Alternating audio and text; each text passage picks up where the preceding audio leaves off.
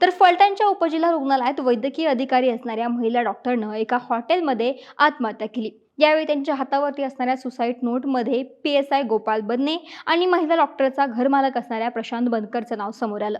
या दोघांनी महिला डॉक्टरवरती 4 ते 5 वेळा बलात्कार केल्याचं, मानसिक त्रास दिल्याची या सुसाईड नोटमध्ये म्हटलं गेलं। कुटुंबियांच्या म्हणण्यानुसार महिला डॉक्टरवरती वरिष्ठांचा दबाव होता। पोस्टमॉर्टम रिपोर्ट बदलण्यासाठी, फिटनेस सर्टिफिकेटसाठी तिच्यावरती वारंवार दबाव आणला जात होता। बऱ्याचदा पोलिसांचाही दबाव टाकत असायचे आणि काही प्रकरणात राजकीय दबाव सुद्धा होता। या सगळ्या गोष्टी तिने घरच्यांच्या कानावरती घातल्या होत्या। राजकीय दबावासंदर्भात तक्रार असणारे एक पत्रही तिने लिहिलं होतं, ज्यात खासदारांशी फोनवर बोलणं झालं होतं आणि त्यांचे 2 PAंचा देखील दबाव असल्याचा उल्लेख आहे। पण आता विधान परिषदेचे विरोधी पक्षनेते अंबादास दानवेंनी या प्रकरणात माजी खासदार रणजितसिंह निंबाळकरांच्या संबंधांवरती बोट ठेवलंय।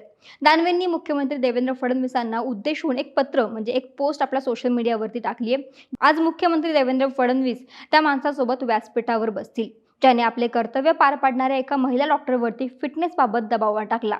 तो मी नव्हेच म्हणणाऱ्या निंबाळकरांचा या डॉक्टर प्रकरणाशी संबंध कसा ते पहा। मल्हारी अशोक सन्ने हा आरोपी रक्तदाब वाढण्याकारणाने टुडी इकोसाठी मृत महिला डॉक्टरने रेफर केला होता। हे रेफरल दिल्यावरती खासदार साहेबांशी बोला असं सांगत 2 PA या महिला डॉक्टरकडे आले होते। आत्महत्या करणाऱ्या महिला डॉक्टरनं याविषयी आपल्या जबाबात पहिल्या पानावरती ओळ क्रमांक 21 ते 23 यावरती स्पष्ट नमूद केलं आहे। दुसरं म्हणजे या स्टेटमेंटमध्ये खासदार महोदयांनी आपण बीडचे असल्याने आरोपीला फिट देत नाही अशी पोलिसांची कंप्लेंट आहे, हे सांगितल्याचे या महिला डॉक्टरनं स्पष्टपणे नमूद केलं।